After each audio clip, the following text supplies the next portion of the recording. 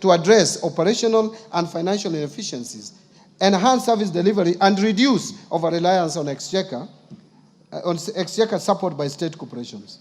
The approved reforms include the following. First, merger of 42 state corporations into 20 entities to improve operational efficiency and eliminate redundancy, as some have duplicating and or overlapping mandates. Second, dissolution of 25 state corporations and their functions transferred back to their parent ministries or other state corporations. Third, restructuring 6 state corporations to align their mandates for improved performances. Fourth, declassification of 4 public funds currently categorized as state corporations and transferring their functions back to the relevant ministries. And fifth, declassification of 13 professional bodies currently categorized as state corporations to private entities with no exchequer budget. Mr. Speaker,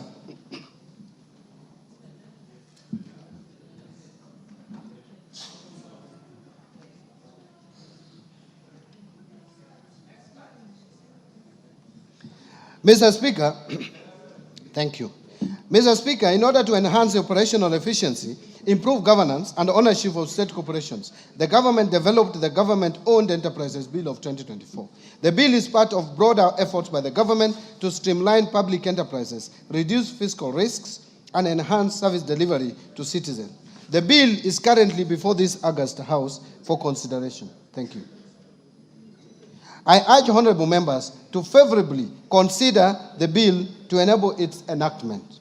Mr. Speaker, in order to secure the uptake of cotton production, while also providing alternative linked supplies for local apparel manufacturers, the Cabinet approved the revival and commercialization of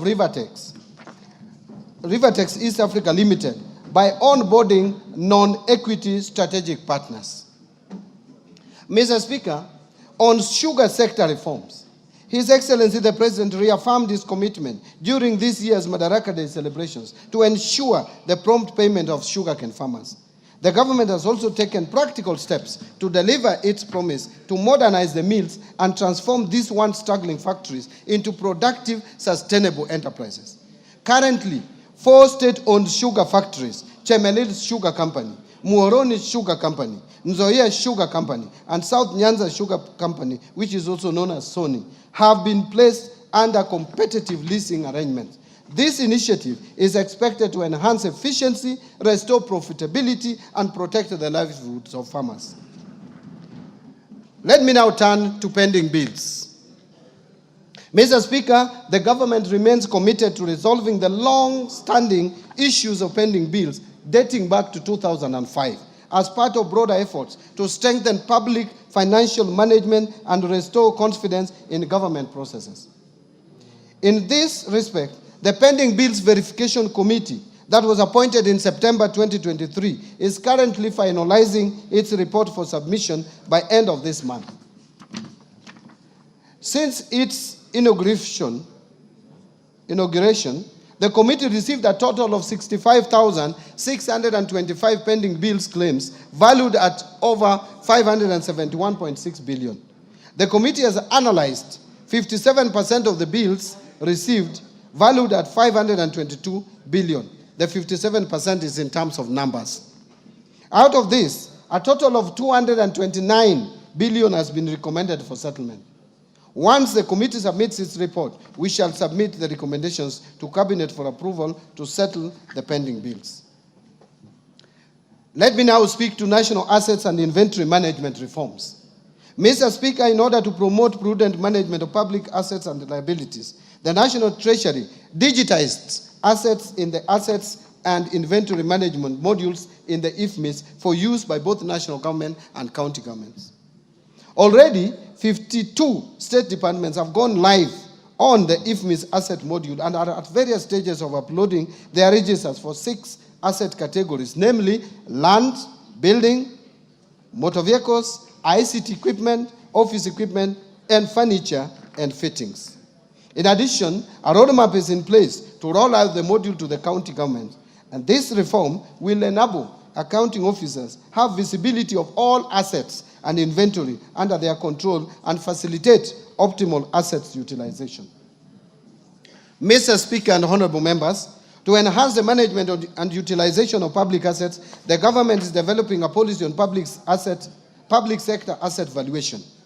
The policy will support accurate financial reporting, strengthen fiscal discipline, and inform evidence-based public investment decisions. In addition, the government will develop framework to facilitate identification of public sector assets, and this will ensure accuracy and completeness of assets register, which are critical for transition to accrual basis of accounting. On financial sector reforms, Mr. Speaker, the banking sector has remained stable and resilient with a strong asset base, which grew by 1.5% from 7.6 trillion in April 2024 to 7.7 trillion in April 2025. To anchor the banking sector to continue playing its role in Kenya's socio-economic transformation, various reforms have been implemented, which include, first, the Central Bank of Kenya lifted the moratorium on licensing of new commercial banks in Kenya in April 2025. This is expected to attract foreign direct investment in the sector, resulting in competition and consequently reduced lending rates. Second, to promote the greening of banking sector, Central Bank of Kenya in April 2025 issued the Kenya Green Finance Taxonomy and the Climate Risk Disclosure Framework for implementation by the sector. The Kenya Green Finance Taxonomy is a tool to classify whether particular economic activities are green or environmentally sustainable and promote the transition to a low carbon economy. The Climate Risk Disclosure Framework is aimed at enabling banks to integrate climate-related risks into their governance, strategy, risk management, and disclosure frameworks. It is also intended to enable banks to leverage on business opportunities from efforts to mitigate and adapt to climate change. And third, issuance of guidelines on global liquidity standards and leverage ratios. The Central Bank of Kenya in April 2025 issued guidelines on liquidity coverage ratio, net stable funding ratio, and leverage ratio for the banking sector. These guidelines will enhance the banking sector's liquidity and capital frameworks to promote greater financial stability and resilience, thereby ensuring that banks have the ability to withstand unexpected shocks, maintain stable funding, and manage their risk profiles effectively. Mr. Speaker, the Central Bank of Kenya, in collaboration with the National Treasury and other stakeholders, are developing the National Financial Inclusion Strategy for the period covering 2025 to 2028. The strategy provides a consolidated framework for advancing financial inclusion agenda to meet the needs of all Kenyans through deepening access and usage of financial services, enhancing quality of affordable financial products that meet consumer demands. Mr. Speaker, to strengthen digital finance in Kenya, the government will continue to implement the National Payment Strategy for the period 2022 to 2025 and fast-track finalization of a national policy on digital finance. In order to reform and modernize the national payment system, Central Bank of Kenya is doing the following. 1, undertaking a comprehensive review of the national payment system legal and regulatory framework. 2, implementing a fast payment system that seeks to address persistent challenges in interoperability, affordability, and the high cost of digital transaction. And third, effective 1st July 2025, the Kenya Electronic Payment and Settlement System will transition to a 24/7 settlement capability. This will support round-the-clock trade, enable faster clearing of government payments, facilitate real-time business-to-business transactions, and provide greater flexibility for consumers and financial institutions. Mr. Speaker, following the grey listing of the Republic of Kenya by the Financial Action Task Force in February 2024, the government has continuously addressed the technical deficiencies identified in Kenya's Mutual Evaluation Report, which was published by Eastern and Southern Africa Anti-Money Laundering Group in September 2024. Mr. Speaker, as you are aware, one of the technical deficiencies identified in the Kenya's Mutual Evaluation Report was lack of a policy and regulatory framework to the virtual assets and virtual assets service providers. In order to regulate this sector, the government has developed the Virtual Asset Service Providers Bill 2025, which is currently before Parliament. Again, I urge honorable members to fast-track its enactment. On capital markets development, to further deepen the capital markets, the government continues to review the legal and regulatory framework to address emerging issues in the sector. In particular, the government overhauled the public officer regulations and collective investment schemes regulations to spur uptake of products while ensuring that investors are protected. The government has also approved new regulatory frameworks to support credit ratings and alternative investment funds, which have attracted a lot of interest from investors. Further, the government is in the process of reviewing the regulatory frameworks for licensing, margin trading, conduct of business for market intermediaries, and mergers, acquisitions, and takeovers. Once in place, these regulations will reinvigorate capital markets activity and make our capital markets more facilitative and efficient. Mr. Speaker, to diversify the government sources of financing, a Sukuk bond has been issued while other Sharia-compliant products are in the pipeline. The first Sukuk bond raised 3.2 billion, which has been effectively deployed in the affordable housing program and pension reforms. Mr. Speaker, in the Tax Laws Act,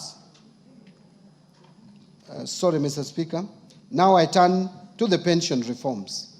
Mr. Speaker, in the Tax Laws Amendment Act 2024, we introduced a number of incentives aimed at increasing disposable income to our senior citizens once they retire. And I thank this Honorable House for passing this Tax Laws Amendment Bill in December.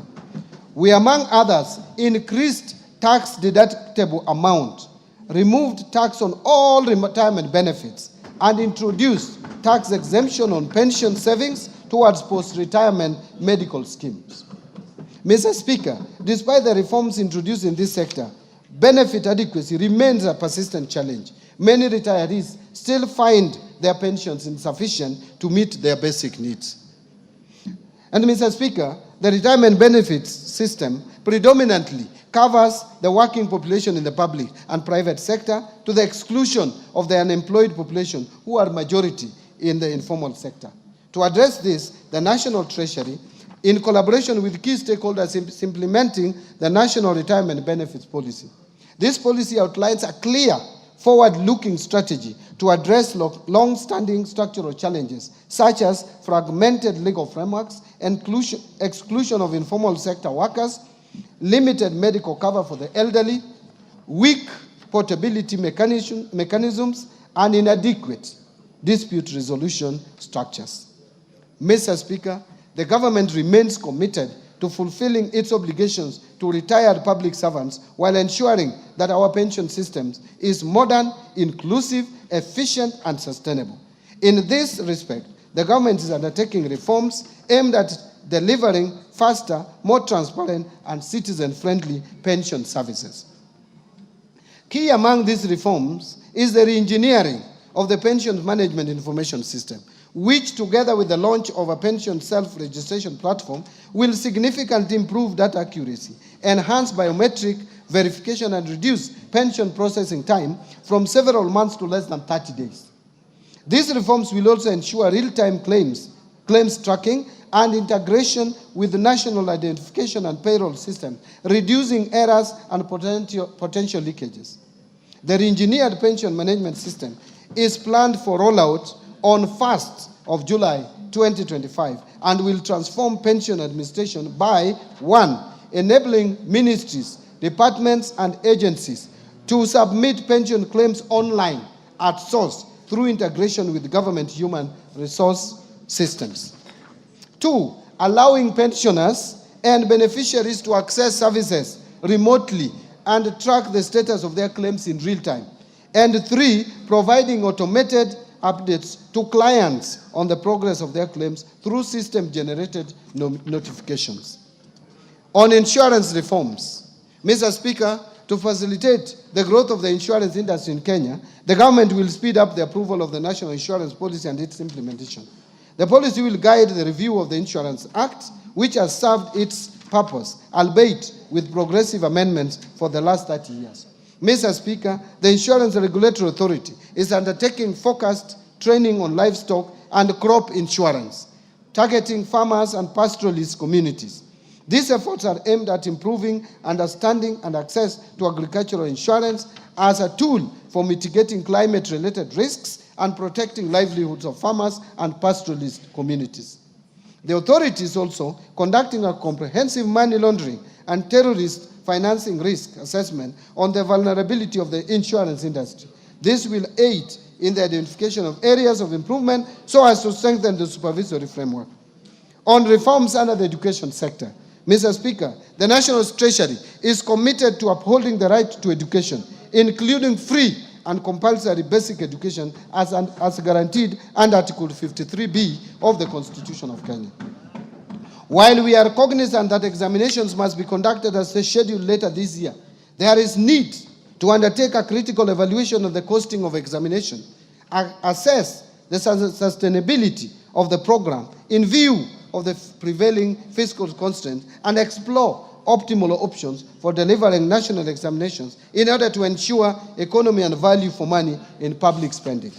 Mr. Speaker, a key consideration is the merits of public funding of examination fees for all primary and secondary school candidates, including those from well-off households, as opposed to targeting the vulnerable students in our schools.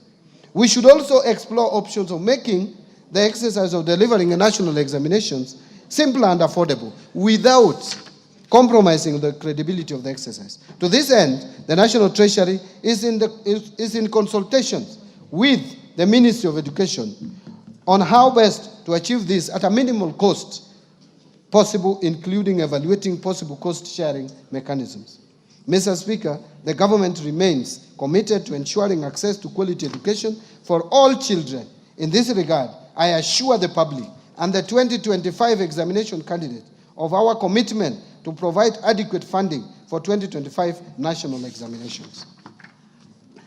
On the fiscal policy framework, Mr. Speaker, the implementation of 2024-2025 budget has faced notable challenges, primarily following the withdrawal of the Finance Bill of 2024.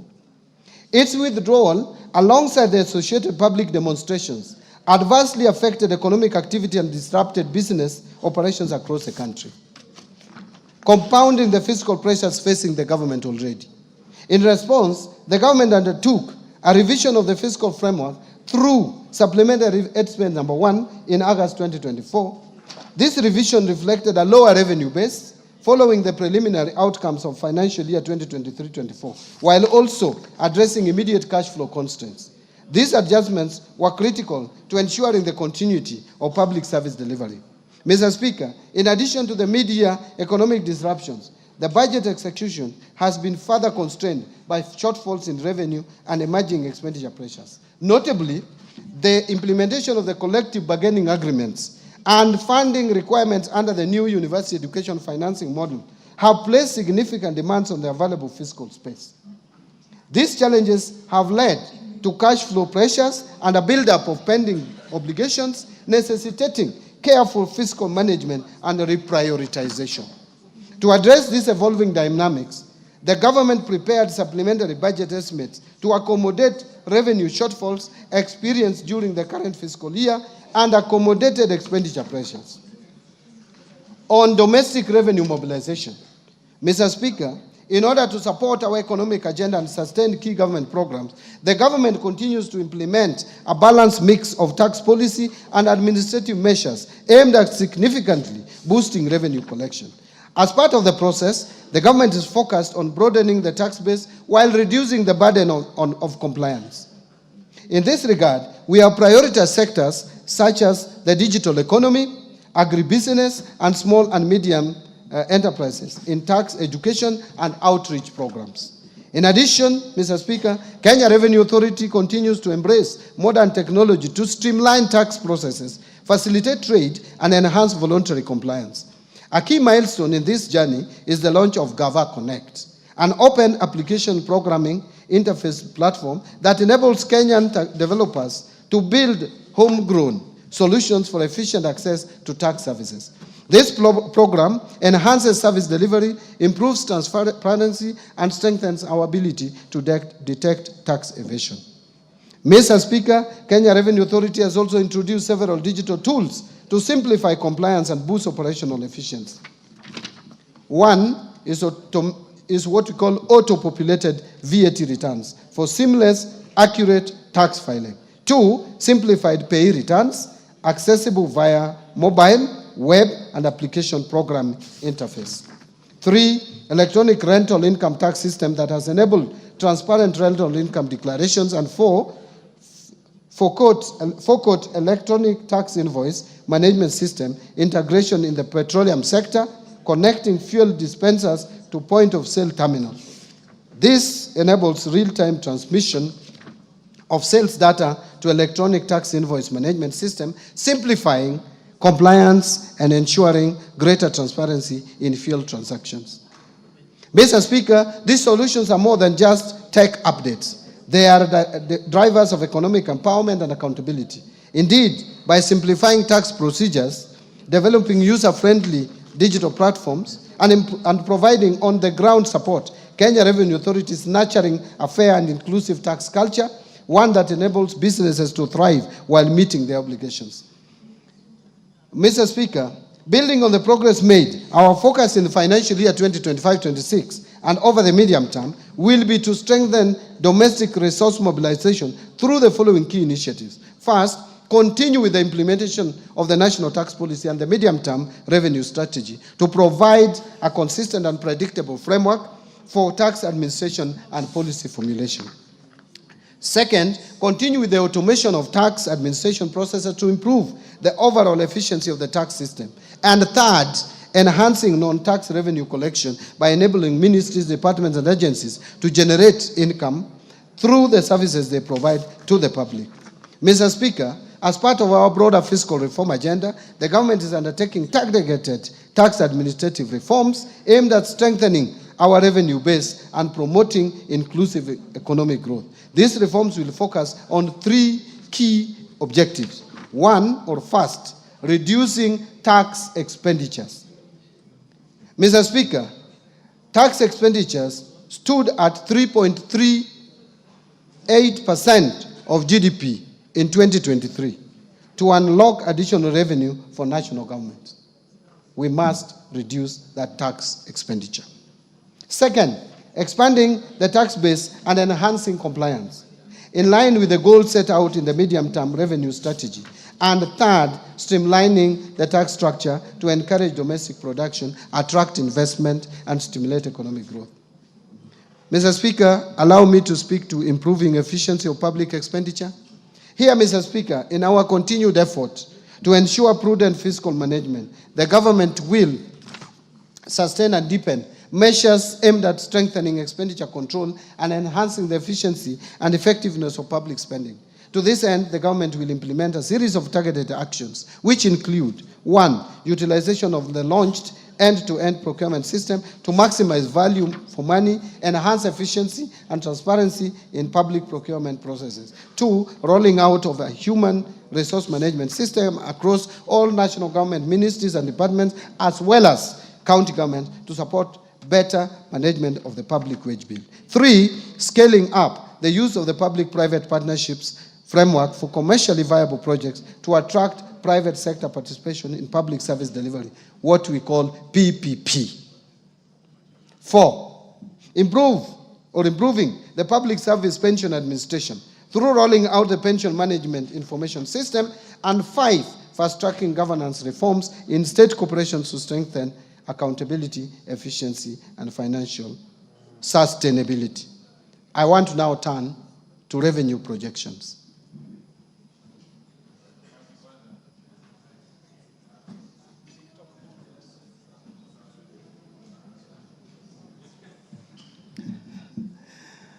Mr. Speaker, honorable members, based on the outlined policy measures and structural reforms, total revenue collections, including appropriation in aid, for the financial year 2025-26, budget is projected to be at 3,321.8 billion, equivalent to 17.2% of GDP.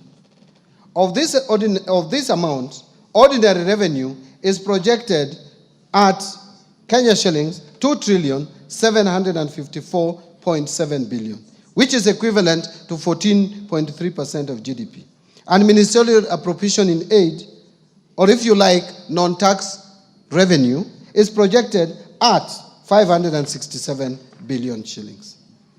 Grants are projected at 46.9 billion, or 0.2% of the GDP. Having talked about revenue projections, let me now turn to expenditure projections. Mr. Speaker, total expenditure in the financial year 2025-2026 budget is projected at 4,291.9 billion, equivalent to 22.3% of GDP. And of this, recurrent expenditures will amount to 3,134.4 billion, equivalent to 16.3% of GDP. And development expenditures, including allocations to domestic and foreign finance projects, contingency fund, and equalization fund, will amount to 693.2 billion, equivalent to 3.6% of GDP. Total allocation to county governments is projected at 474.9 billion, of which equitable share is 405.1 billion. Fiscal deficit and financing. Mr. Speaker, the resultant fiscal deficit, including grants, is projected at 923.2 billion, which is equivalent to 4.8% of GDP, down from the estimated 997.5 billion, or 5.7% of GDP in financial year 2024-25. The fiscal deficit for the financial year 25-26 budget will be financed by net external borrowing of 287.7 billion, equivalent to 1.5% of GDP, and net domestic borrowing of 635.5 billion, which is equivalent to 3.3% of GDP. Public debt management. Mr. Speaker, Kenya's public debt is projected to remain with these sustainable levels over the medium term. In present value terms, the debt to GDP is projected to progressively decline from 63% in 2024 towards the debt anchor of 55%, or minus 5% of GDP, plus or minus 5% of GDP for 2028. To support the projected decline in debt levels, the National Treasury will continue implementing various reforms as guided by the medium-term debt management strategy, including liability management operations, continue pursuing use of concessional loans from multilateral, bilateral, and limited commercial sources such as international bond issuances. Additionally, reforms targeted to support domestic market development will eventually reduce the cost of public debt while sustaining fiscal consolidation efforts to ensure debt remains within sustainable levels. Further, the government will explore emerging funding instruments such as debt swaps, diaspora bonds, sustainability-linked bonds, and environmental, social, and governance debt instruments to fund budget deficit and manage public debt. This strategic approach will not only diversify our financing options, but also strengthen international partnerships and promote sustainable growth. Mr. Speaker and honorable members, the government is keen on sustaining transparency and improving efficiency on public debt service. To this end, the National Treasury is in the process of integrating the Commonwealth Meridian Debt Management System with the Integrated Financial Management Information System, IFMIS, and the core banking systems of Central Bank of Kenya. On public-private partnerships framework, Mr. Speaker, the government continues to strengthen the role of public-private partnerships in financing our development agenda. Currently, there are 32 PPP projects at various stages which are targeted to mobilize 70 billion shillings in the financial year 2025-2026 through private investments in priority sectors, including energy, water, housing, health, and transport. So, Mr. Speaker, to enhance transparency and accountability at all stages of project life cycle while implementing PPP, I recently issued a circular on mandatory disclosure requirements for all privately initiated proposals. This measure is part of our broader effort to strengthen the integrity of the PPP program and to ensure that private sector participation in public projects fosters public trust. Mr. Speaker, the National Treasury in May 2025 received the final report of the Committee of Experts on leveraging local financial markets for investment into public-private partnerships and implementation. The committee recommended the establishment and operationalization of PPP Implementation Trust Fund as the central mechanism for enhancing private sector participation in PPPs, particularly through institutional and retail entities. Additionally, Mr. Speaker, the PPP regulations under consideration by Parliament will enhance clarity around PPP processes, thereby enhancing efficiency and project delivery. This will also unlock a pipeline of county-level specific PPP projects in partnership with development partners. In strengthening public finance management reforms, number one is migration to accrual accounting. Mr. Speaker, to strengthen management of public resources, all government ministries, departments, and agencies adopted accrual accounting as of 1st July 2024. The first accrual-based financial statements are expected for the financial year ending 30th June 2025, which is a few days away. The accrual accounting will enable the government to account for all assets and liabilities, including all government assets. Second, Treasury single account. Mr. Speaker, to enhance cash management, the migration of ministries, departments, and agencies to the Treasury single account is progressing well. The Central Bank of Kenya is scheduled to go live with its T24 system upgrade in July 2025. This upgraded platform will support the implementation of Treasury single account core functionalities and facilitate the National Treasury to roll out the key elements of the Treasury single account system. Concurrently, the National Treasury is on track to onboard county governments in 2026. The final phase will involve integrating all remaining national government entities into the Treasury single account by financial year 26-27. Third, zero-based budgeting. Mr. Speaker, to reorient the budgeting and expenditure framework, the government adopted the zero-based budgeting approach while finalizing the financial year 25-26 budget. To implement this approach, the National Treasury developed a budget costing tool that was integrated into the IFMIS budget module for the national government. The zero-based budgeting approach compels all ministries, departments, and agencies to justify expenditures from scratch, thus ensuring resources are allocated to high-impact activities. It promotes transparency, efficiency, by requiring clear justification and critical assessment of spending. Mr. Speaker, I know this statement is long. And by the way, Mr. Speaker, you know Kenya is not a small economy. We are number 6 in Africa. And we have jumped over Ethiopia. So you can't have a 3-pager statement for an economy as big as Kenya. Gone without apology. Gone. Thank you, Mr. Speaker. Thank you very much. So far, so good. Yeah, Mr. Speaker, I'm now turning to resource allocation so that honorable members can appreciate and the Kenyan people where we have allocated the limited resources that we have. Mr. Speaker, now let me highlight the government spending priorities for financial year 25-26. Expenditures for the financial year 25-26 will consolidate the gains realized under the bottom-up economic transformation agenda, with special focus placed on promoting investment in core pillars and their enablers through a value chain approach. Number one, under agricultural transformation and inclusive growth, which is the first pillar. Mr. Speaker, the government will continue to transform the agriculture sector by increasing productivity in key value chains such as fisheries and aquaculture, horticulture, food crops, livestock, and rangeland development. The government will scale up support to farmers through input financing, subsidies, and extension services. This will move the country from food deficit to food surplus, reduce reliance on food imports, and revamp export crops. Mr. Speaker, in this respect, I have proposed an allocation of 47.6 billion for various programs under this sector, despite the fact that agriculture is largely devolved.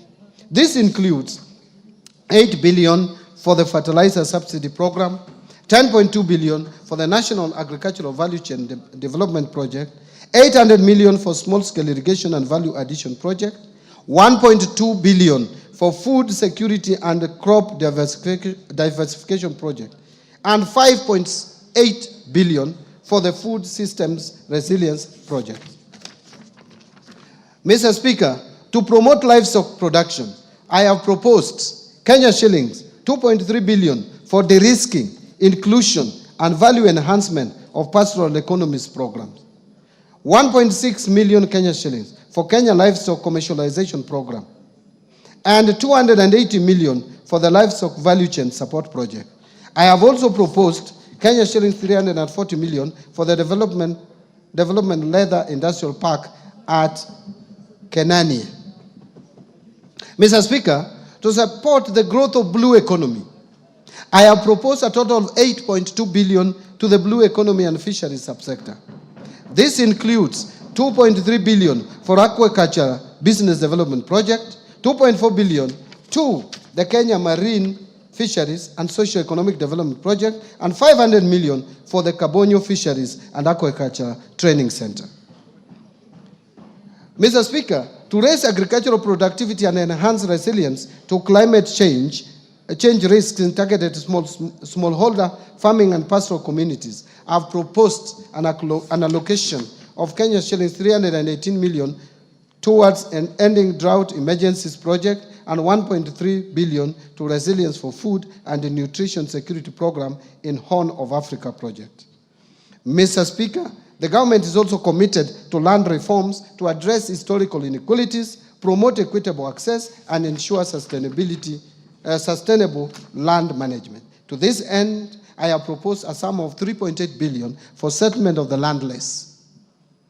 I have also proposed 1.1 billion for processing and registration of title deeds, another 712 million for digitization of land registries, another 200 million for georeferencing of land parcels, and 220 million for construction of land registries to safeguard legitimacy of land ownership. The next pillar is transforming the micro, small, and medium enterprises economy. Mr. Speaker, the government recognizes the challenge of accessing affordable credit by most micro, small, and medium enterprises, and Kenyans at the bottom of the pyramid. To address this challenge, I have proposed an additional allocation of 300 million to the Financial Inclusion Fund, popularly known as the Hustler Fund, to scale up access to credit for households and MSMEs. I have also proposed an additional 308 million for the Youth Enterprise Development Fund, 550 million for the Center for Entrepreneurship Project, and 1.3 billion for Rural Kenya Financial Inclusion Facility. Under housing and settlement, which is the other pillar. Mr. Speaker, the government is committed to facilitating the construction of decent, safe, and affordable houses for Kenyans. Through the affordable housing program, the government is creating jobs for the youth, directly in the construction sector and indirectly through the production and supply of building products. To continue supporting this initiative, I have proposed an allocation of 128.3 billion for the housing, urban development, and public works subsector. This includes 13.4 billion under the Kenya Urban Program, 64.5 billion for construction of affordable housing units, 10.5 billion for construction of social housing units, and 16.5 billion for social and fiscal infrastructure. Mr. Speaker, other proposed allocations to the housing, urban development, and public works interventions include 7.2 billion shillings for the Kenya Informal Settlement Improvement Project Phase 2, 3.5 billion for the construction of housing units for the National Police and the Kenya Prison, 500 million for building climate resilience of the Urban Poor Program, 184 million for construction of footbridges, and 454 million targeted to support construction of county headquarters.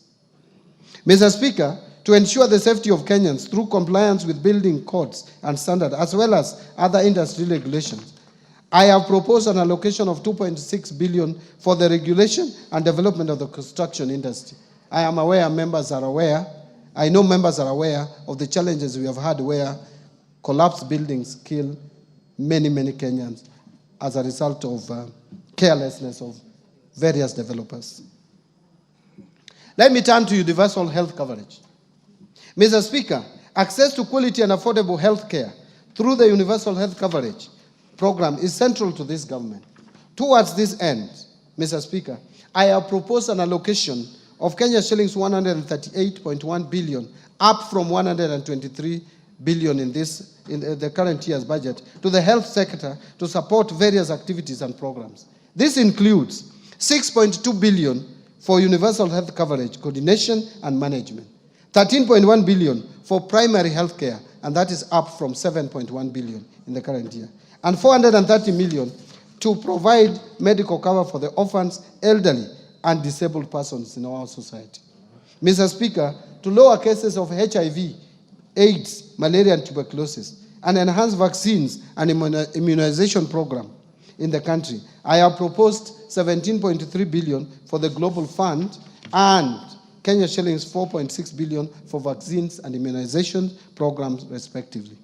Mr. Speaker, to enhance early diagnosis and management of cancer and reduce the burden of treatment of chronic and critical illnesses among Kenyans, I have proposed an allocation of 8 billion to the Emergencies, Chronic and Critical Illnesses Fund to be managed by SHA, and this has moved from 5 billion shillings in the current budget.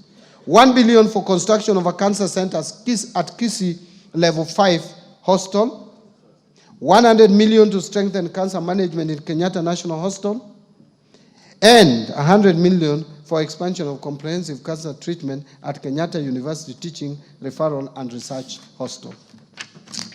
Mr. Speaker, to improve health service delivery, I have also proposed a sum of 42.4 billion for our referral hospitals, including Kenyatta National Hospital, Moi Teaching and Referral Hospital, Kenyatta University Teaching Referral and Research Hospital, Mwai Kibaki Teaching and Referral Hospital in Othaya, Jaramogi Oginga Odinga Teaching and Referral Hospital in Kisumu, and Madari National Teaching and Referral Hospital. Other locations include Kenya shillings 1.3 billion for the construction of Kenyatta National Hospital, Burns and Pediatrics Center. Mr. Speaker, I have also proposed 5.2 billion for Kenya Medical Supplies Agency to recapitalize it, 2.7 billion for the Kenya Medical Research Institute, 500 million for procurement of family planning and reproductive health commodities, and 300 million for procurement of equipment at the National Blood Transfusion Services. Further, to strengthen the capacity of medical personnel, I have also proposed an allocation of 4.3 billion for medical interns, 3.2 billion for community health promoters, 303 million for training of health personnel, and 8.9 billion for the Kenya Medical Training Centers, KMTCs. On digital superhighway and creative economy, which is the other pillar of the better principle, the government continues to invest in digital superhighway to improve ICT infrastructure and expand internet access nationwide. The creative industry is a significant source of employment, particularly for the youth, and has the potential to address high unemployment rates through promotion of music, theater, graphic design, digital animation, fashion and craft, among others.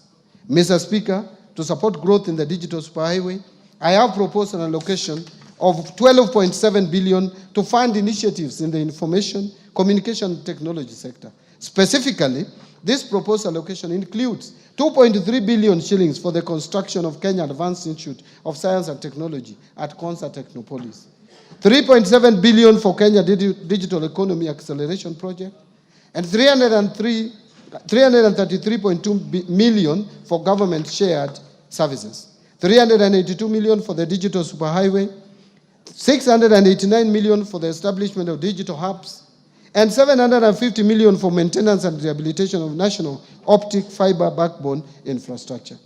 In order to fast-track the development of the Konza Technopolis city, I have proposed an allocation of 3.1 billion for Konza data center and smart city facilities. The government is also committed to enhance transparency, accountability, and efficiency in public procurement. I have, in this regard, proposed an allocation of 700 million for rolling out the implementation of the electronic government procurement system, what we call EGP, or EGP, EG procurement. Other key allocations to critical sectors supporting better include the following: investing in critical infrastructure. Mr. Speaker, the government will continue to invest in transportation networks, including roads, railways, and air travel to reduce travel time and logistic costs, making markets more accessible and facilitating the movement of goods and people. Towards this end, I have proposed an allocation of 217.3 billion for development of roads across the country.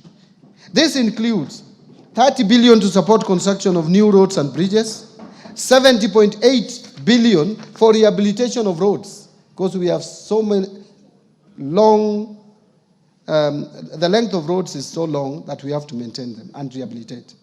And 115.6 billion for road maintenance. Actually, this 115 billion is more than the 85 million that we have in the current budget by 30 billion for maintenance of our roads. Mr. Speaker, to expand railway transport and its infrastructure, I have proposed an allocation of 38 billion shillings. I have also proposed an allocation of 450 million for the Kenya ferry ramp in Mombasa, 331 million for Nairobi bus rapid transport project, and 298.7 million for promotion of e-mobility projects.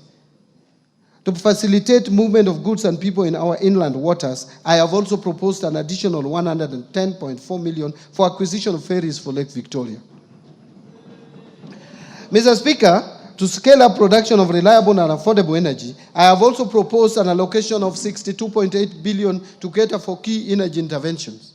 This includes 31.6 billion for the national grid system, 16.3 billion for rural electrification, 11.6 billion for development of geothermal energy, 2.1 billion for alternative energy technologies, and 743 million for development of nuclear energy. Let me now talk about improving education outcomes. Mr. Speaker, the education sector plays a vital role in economic development by enhancing human capital, driving innovation, and improving productivity. To this end, the government continues to invest in education to raise learning outcomes and ensure equal opportunities for all. Mr. Speaker, I have proposed a total allocation of 702.7 billion to the education sector, which is almost 28% of our entire budget. This will include an allocation of 387.2 billion to the Teacher Service Commission. The allocation for TSC will include 7.2 billion for recruitment of intern teachers and 980 for capacity building of teachers on competence-based education curriculum. Further, I have proposed an allocation of 7 billion for free primary education, 28.9 billion for junior secondary school capitation, and 51.9 billion for free day secondary education. In addition, Mr. Speaker, I have also proposed an allocation of 5.9 billion for administering the national examinations, 3 billion for the school feeding program, and 7.2 billion for the recruitment of intern teachers. I think that one I had already mentioned, that's a repeat, and 4 billion for the technical, vocational, educational training and entrepreneurship project. Mr. Speaker, to enhance infrastructure development and provide a safe learning environment in our schools, I have proposed an allocation of 1.7 billion for primary and secondary schools infrastructure, and 1.4 billion for construction and equipping of technical training institutes and vocational training centers. In addition, I have proposed 13.3 billion for the Kenya Primary Education Equity in Learning Program, and 2.3 billion for the Kenya Secondary School Quality Improvement Project. Mr. Speaker, other proposed allocations to the education sector include 993 million for research, science, technology, and innovation, 41.5 billion to the Higher Education Loans Board for provision of loans to university and TVET students, and this has increased from 35 billion to 41.5 billion for health. Another 16.9 billion for scholarship for university students, and 7.7 billion capitation and scholarship for TVET students. In supporting manufacturing for job creation, Mr. Speaker, to continue promoting local industries, I have proposed an allocation of 18 billion under various implementing ministries, departments, and agencies. Out of this, 4.5 billion will support establishment of county integrated agro-industrial parks in various counties. 2.8 billion for supporting access to finance and enterprise recovery, what we call SAFER project. 602 million for a development of Athi River Textile Hub. 705 million for establishment of flagship export processing zones hubs. 504 million for development of special economic zone textile park in Naivasha. And 798 million for Kenya jobs and economic transformation. Mr. Speaker, in order to revitalize and maximize the benefits from our cash crops, I have proposed 2 billion for coffee cherry revolving fund and another 2 billion for coffee debt waivers. This is up from the 3 billion that was allocated to this subsector in the last financial year's budget. Another 1.5 billion for sugar sector reforms and 120 million for modernization and revitalization of cotton ginneries and 245 million for horticultural produce compliance enhancement project. Mr. Speaker, to support local production and processing of edible oils, I have proposed an allocation of 300 million for the National Edible Oil Crops Promotion Project. Mr. Speaker, to enhance milk processing, I have proposed an allocation of 400 million for excess milk mop-up and 150 million for modernization of milk processing factories in Runyenjes and Narok. Mr. Speaker, to equip our youth with essential training and internship opportunities in trade and industry, I have proposed an allocation of 330 million for the Kenya Industry and Entrepreneurship Project. Another 500 million for the construction of industrial research laboratories and 109 million for constituency industrial development centers.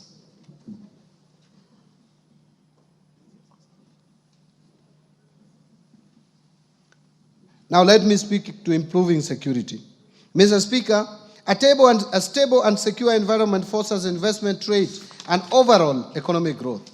In this regard, I have proposed an allocation of 202.3 billion for defense, another 125.7 billion for the National Police Service, and 51.4 billion for the National Intelligence Service, another 32.5 billion for internal security and national administration, and 38.1 billion for prison services.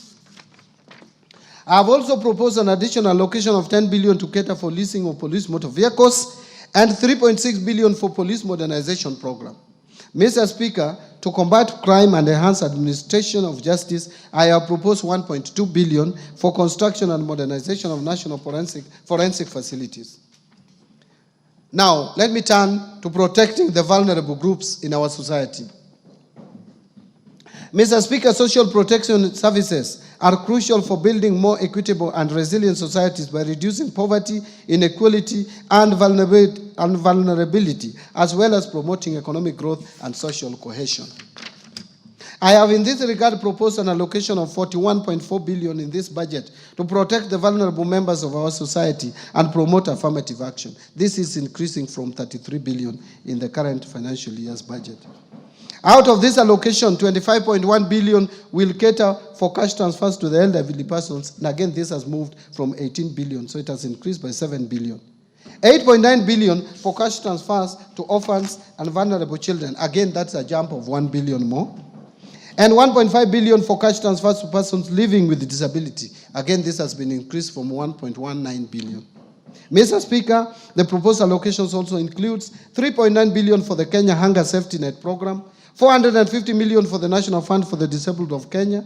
In addition, there is 600 million which will go to the Child Welfare Society of Kenya, 100 million for the Presidential Bursary for Orphans, 180 million for the Street Families Rehabilitation Trust Fund, and 90 million for the National Albinism Support Program, and finally, 90 million for the National Autism Support Program.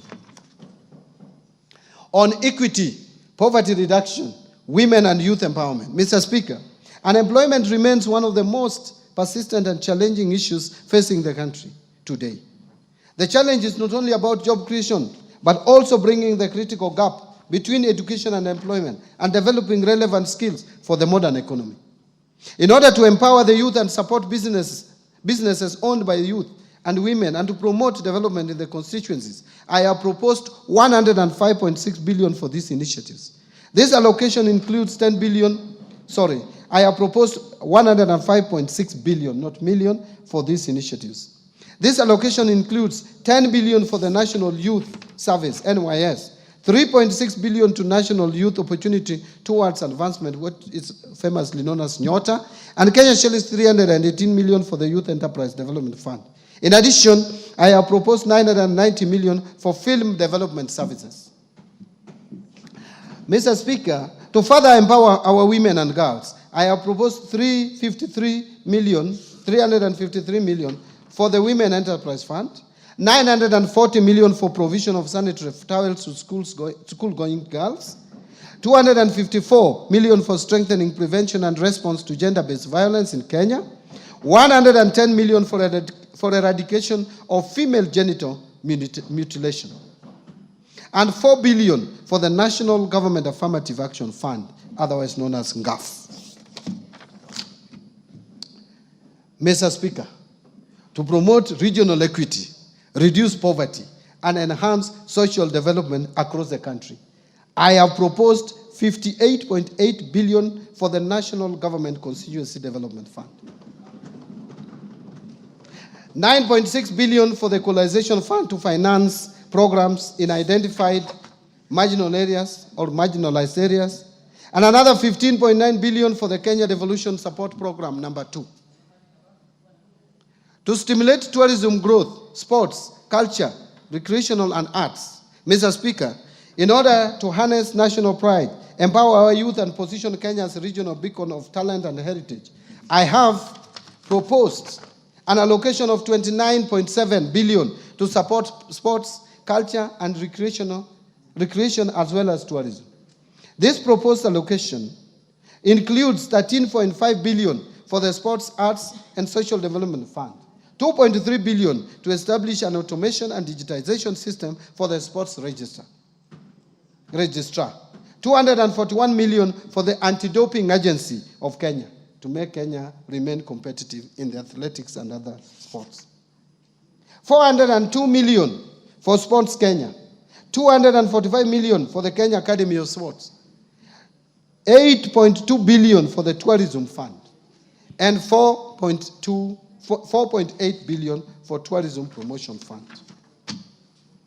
On environmental protection, water and natural resources, Mr. Speaker, to safeguard natural ecosystems, ensure sustainable water use, and tackle the impact of climate change, I have proposed an allocation of 10.7 billion for forest resources conservation and management, 1.6 billion for forest research and development, 3.7 billion for environment management and protection, 11.5 billion for the Kenya Financing Locally Led Climate Action Project, which is known as FLOCA, 1.6 billion for meteorological service, and 13.2 billion for wildlife security, conservation, and management.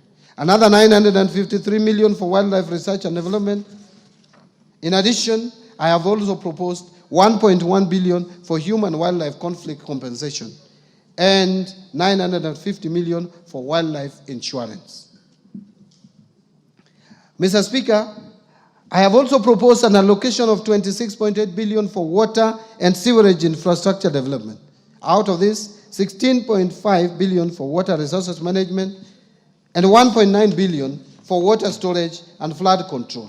In addition, I have also proposed 15 billion for irrigation and land reclamation and 266 million for water harvesting and storage for irrigation. In order to improve governance and sustaining the fight against corruption, Mr. Speaker, to enhance good governance, intensify the fight against corruption, and entrench integrity and accountability in public service delivery, I have proposed Kenya shillings 4.5 billion for the Ethics and Anti-Corruption Commission, 4.5 billion for the Office of the Director of Public Prosecutions, 5.3 billion to the State Law Office, and 8.7 billion for the Office of the Auditor General. In addition, Mr. Speaker, to enhance the oversight and legislative role of Parliament, I propose an allocation of 48 billion for Parliament. To enable administration of justice, I also propose an allocation of 27.8 billion for the judiciary. Now let me turn to allocation to county governments.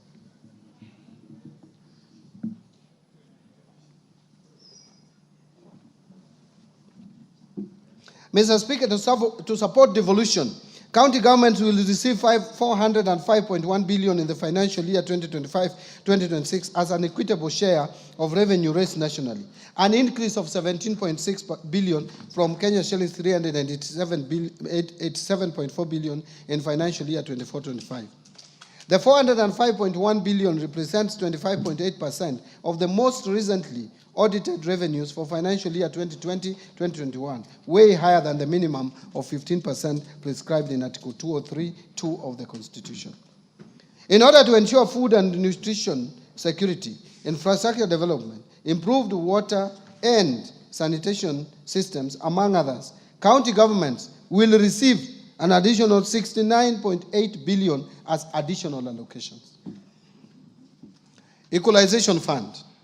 Mr. Speaker, to support implementation projects in the marginalized areas, 7.85 billion has been proposed as an allocation to the Equalization Fund in the financial year 2025-2026, and an additional 2.74 billion to settle outstanding arrears owed to the fund. Mr. Speaker, now allow me to speak to measures to enhance county government's own source revenue. Mr. Speaker, the own source revenue policy recommended the development of a national framework legislation to regulate the introduction of taxes, fees, and charges by county governments. Consequently, the National Treasury and other stakeholders developed the county government revenue raising process bill, which is currently before Parliament for consideration. Again, I urge the Honorable House to consider the bill and prioritize its enactment.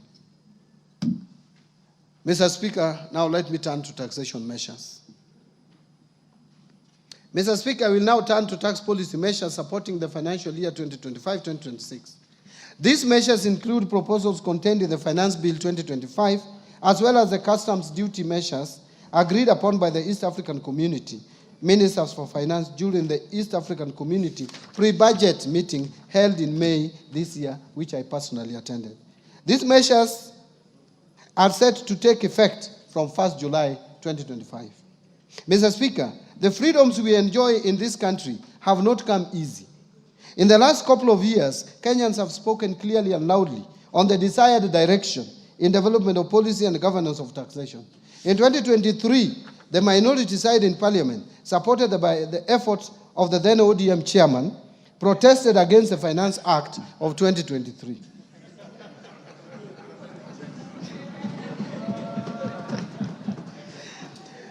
Last year, Mr. Speaker, some provisions in the Finance Bill 2024 triggered protests across the country.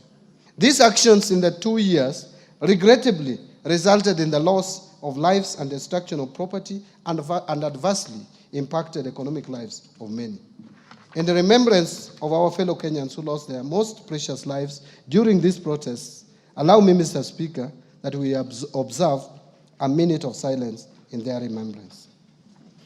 Will you be upstanding?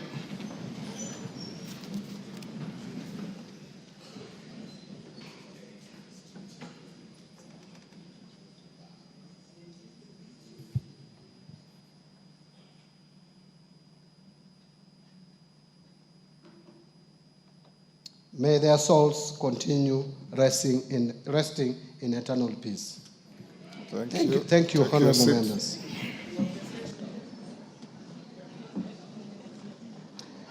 Mr. Speaker, no life should be lost and no property should be destroyed again. The message from Kenyans was clear. Since I took office at the National Treasury and Economic Planning, I assured Kenyans that we shall strive to reduce tax burden. In this respect, the Finance Bill of 2025 has neither proposed new taxes nor raised any tax rates.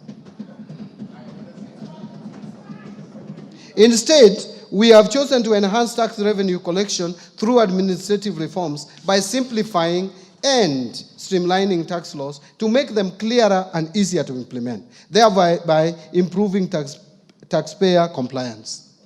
The process also involves rationalization of tax expenditure to enhance equity and fairness. Mr. Speaker, the revenue foregone through tax incentives or tax expenditure has increased significantly, rising from Kenya shillings 393.1 billion which is equivalent to 2.9% of GDP in 2022, to 510.6 billion, which is equivalent to 3.4% of GDP in 2023. To reverse this trend, the Finance Bill of 2025 proposes reforms to rationalize tax expenditures so as to promote equity, fairness, efficiency, and reduce distortions within the tax system. The proposed reforms are in line with the national tax policy and the medium-term revenue strategy, which this Honorable House passed. So, Mr. Speaker, from the proposed reforms, we expect to raise Kenya shillings 30 billion more as additional revenue. Mr. Speaker, customs measures agreed upon by East African community ministers during the pre-budget meeting are intended to protect our industries and ensure they access raw materials and inputs at affordable prices. The meeting allowed Kenya to import tea packaging materials at a lower duty rate of 10%.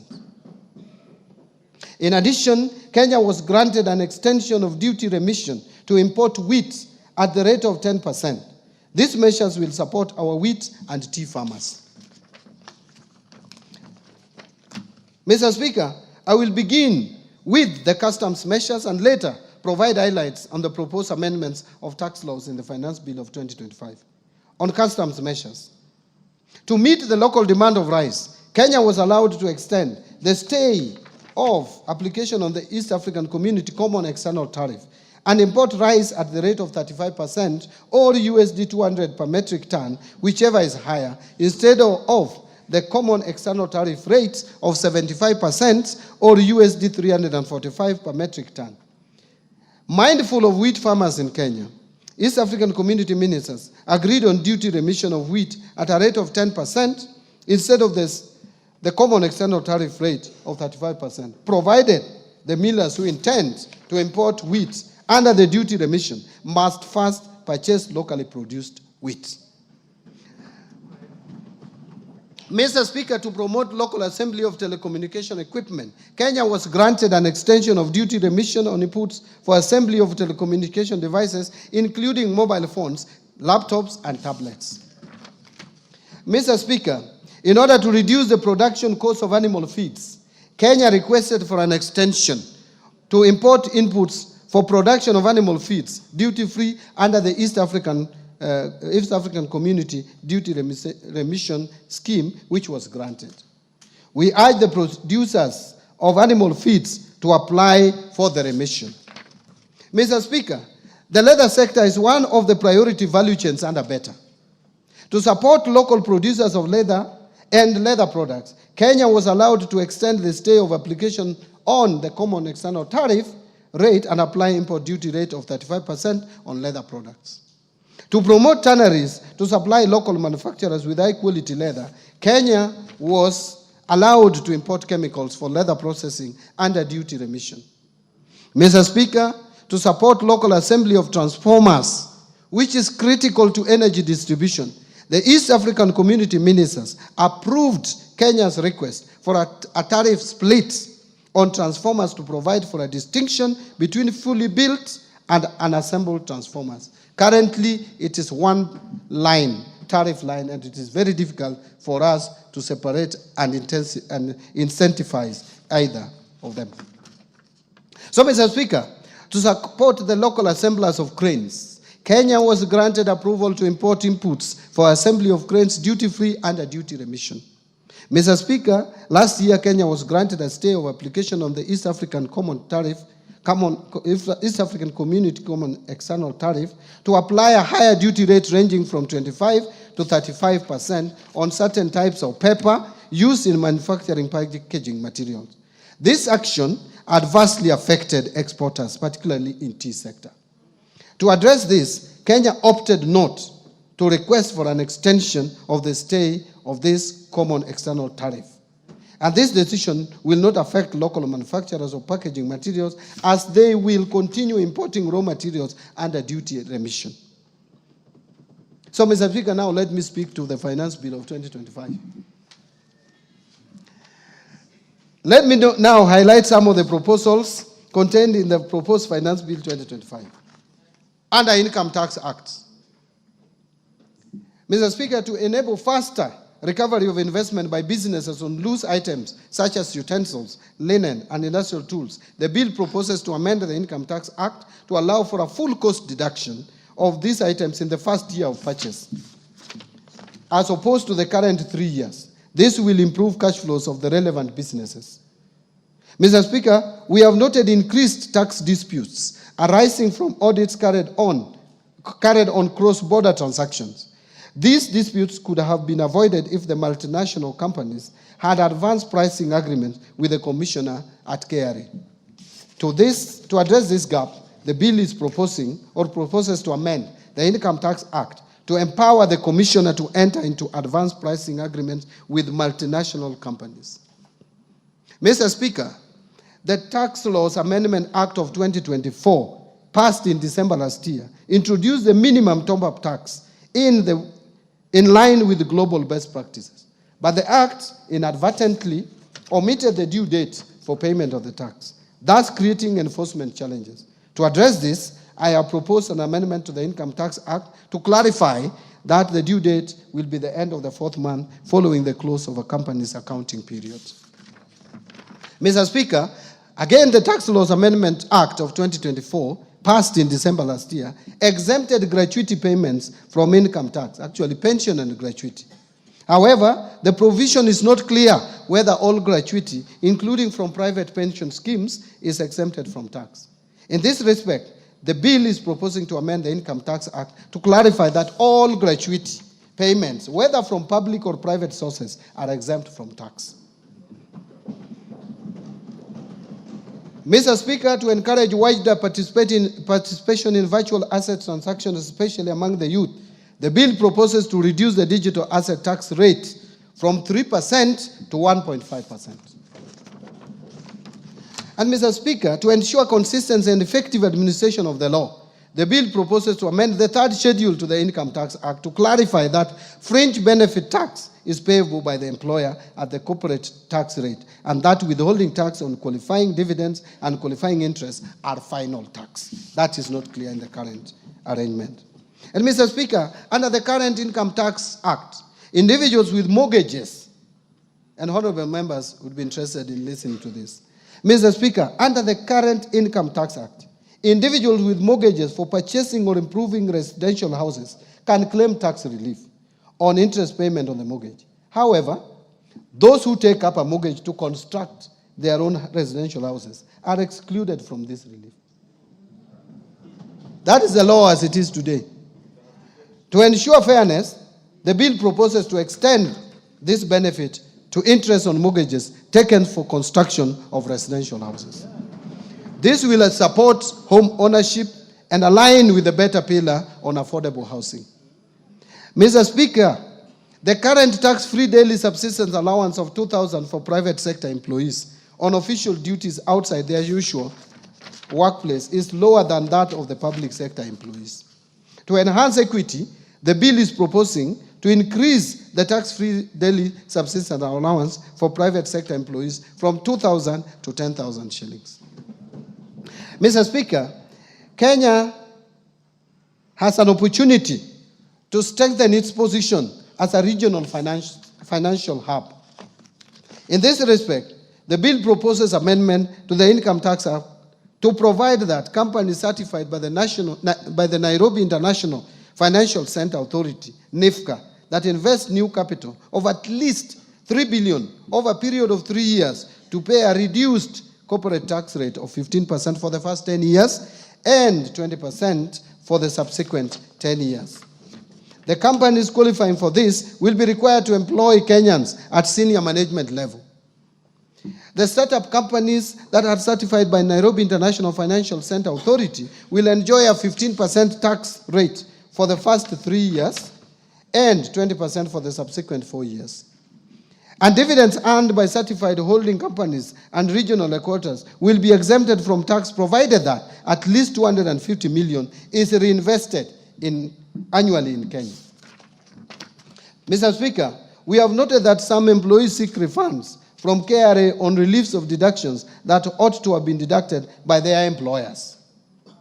To address this challenge, the bill proposes to amend the Income Tax Act to make it mandatory for employers to consider all eligible tax reliefs and deductions when computing employees' income tax. Presently, employers are not compelled to deduct these reliefs in computing pay as you earn. Value-added tax. Mr. Speaker, while a supplier is required to issue a tax invoice at the point of sale, there is currently no definition of tax invoice under the VAT Act. This creates ambiguity on what constitutes a tax invoice. To resolve this ambiguity, the bill is proposing to amend the VAT Act to define a tax invoice. Mr. Speaker, to strengthen tax administration and enhance compliance, the bill proposes to require the issuance of tax invoices for all suppliers, whether taxable or exempt.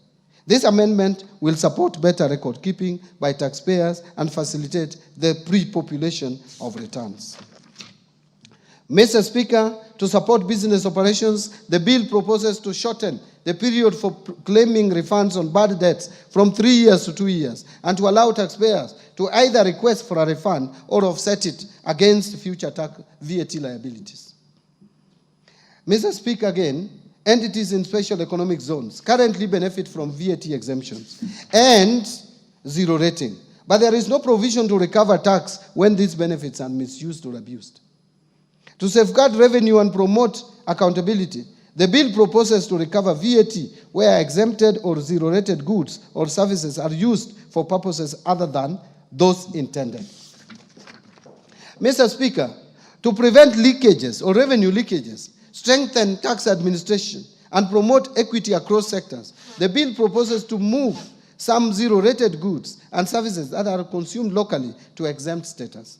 Further, Mr. Speaker, some of the goods exempted from VAT have multiple uses, making it difficult to effectively monitor whether they are finally used for the intended purpose. In this respect, the bill proposes to amend the VAT Act to remove such exemptions.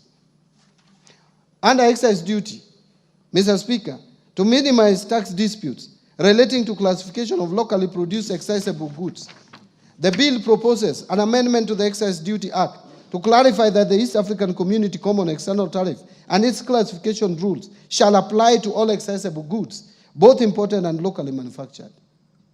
Mr. Speaker, to streamline the processing of application for license to manufacture excisable goods by the Commissioner, the bill proposes to amend the Excise Duty Act to require the Commissioner to provide feedback on the application within 14 working days from the date of receipt of all valid documents. Mr. Speaker, the Excise Duty Act provides for taxation of alcoholic beverages based on pure alcoholic content, which increased cost for producers using spirits over 90% alcohol content as raw materials from 356 shillings to about 1,000 shillings per liter.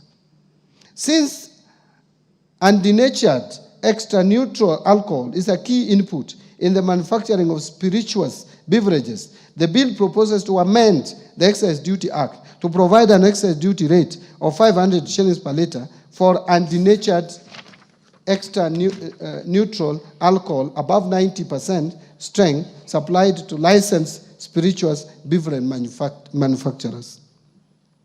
Mr. Speaker, to promote equity and fairness in taxation of accessible services offered through the internet or electronic network, the bill proposes to amend the Excise Duty Act to bring non-resident persons without a physical presence in Kenya into the tax net when they supply accessible services through these mediums.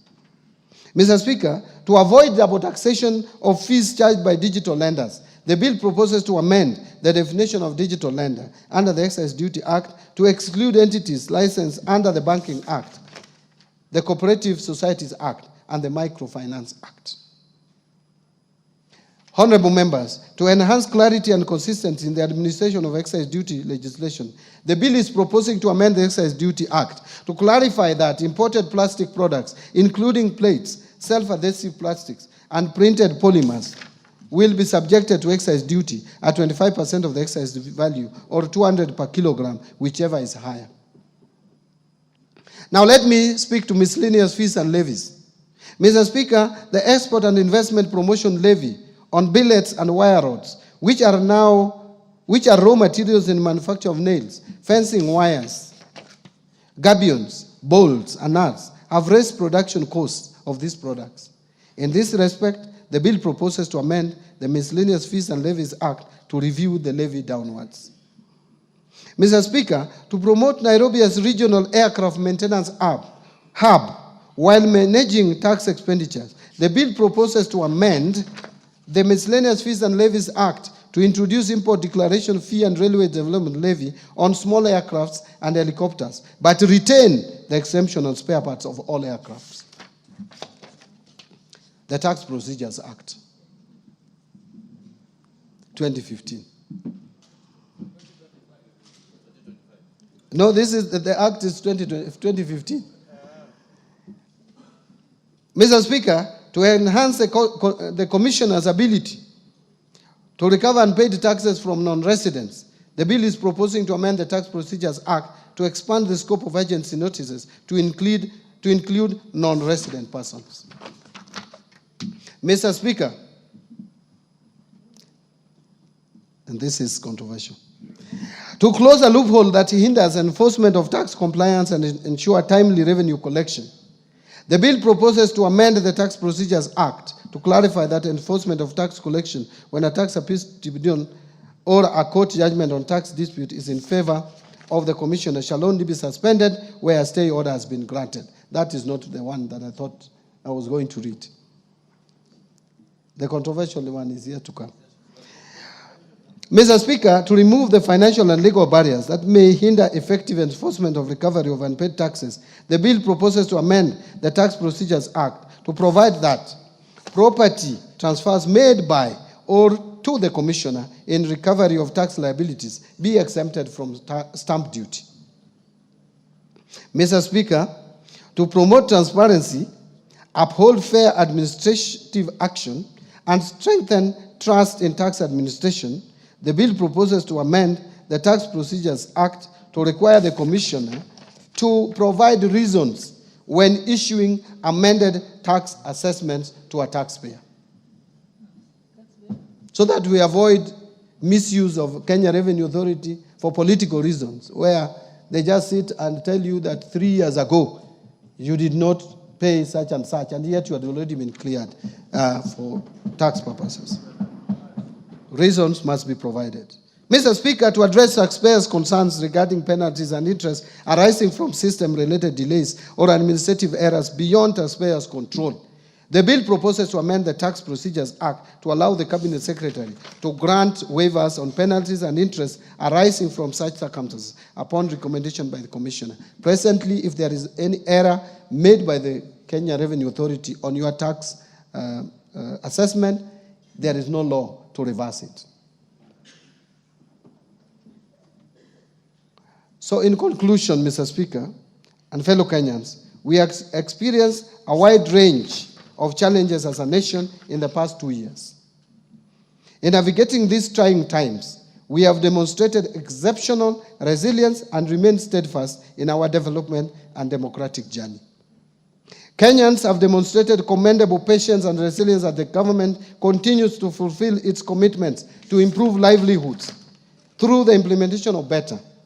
And under the leadership of His Excellency the President, Dr. William Samoei Ruto, we have made meaningful progress in advancing our development agenda, promoting inclusion, fostering national unity, and working together to build our nation and renew the spirit of patriotism.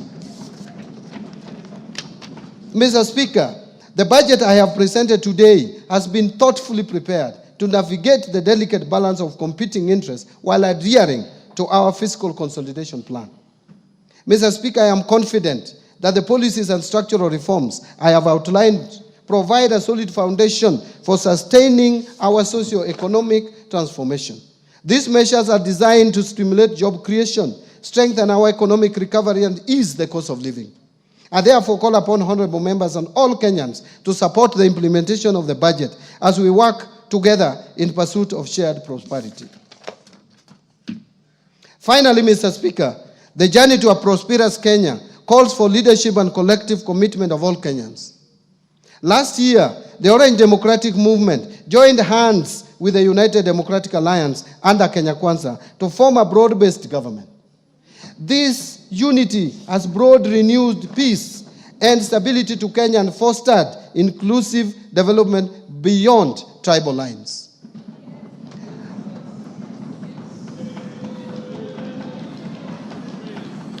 I wish.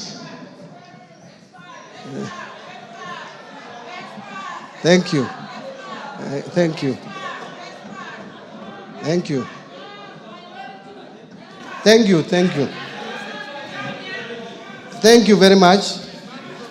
I wish to acknowledge with gratitude the unwavering leadership and vision of His Excellency the President Dr. William Samoei Ruto and His Excellency the Deputy President Professor Kithure Kindiki.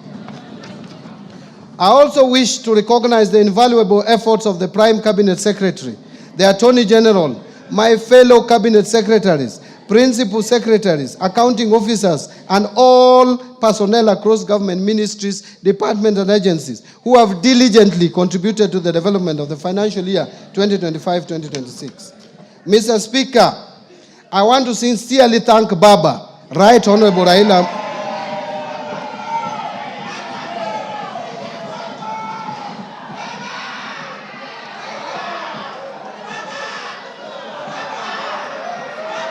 Thank you, honorable members. Mr. Speaker, I sincerely thank Baba, Right Honorable Prime Minister Raila Amolo Odinga, and the entire Orange Democratic Movement fraternity for their invaluable mentorship as well as trusting me with party leadership positions in my political journey. But Mr. Speaker, I will not forget that I served the people of Suba South constituency as their elected representative for a period of 15 years and a further 2 years as nominated member of parliament before my appointment to the cabinet. I truly appreciate the people of Suba South constituency for the opportunity they gave me to serve them, and I will remain forever grateful. In addition, I served in the leadership of parliament as a minority leader, and equally, I appreciate the support accorded to me by this House and its leadership during my tenure. My sincere appreciation goes first to you, Honorable Speaker of the National Assembly,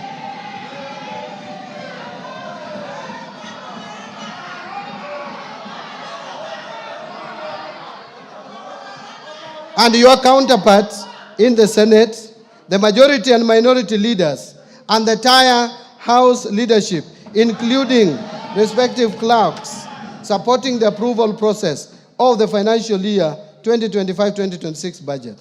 Second, to honorable chairs and members of both the Budget and Appropriations Committee and the Finance and National Planning Committee and all the other departmental committees of this House, as well as the staff of Parliamentary Budget Office for their constructive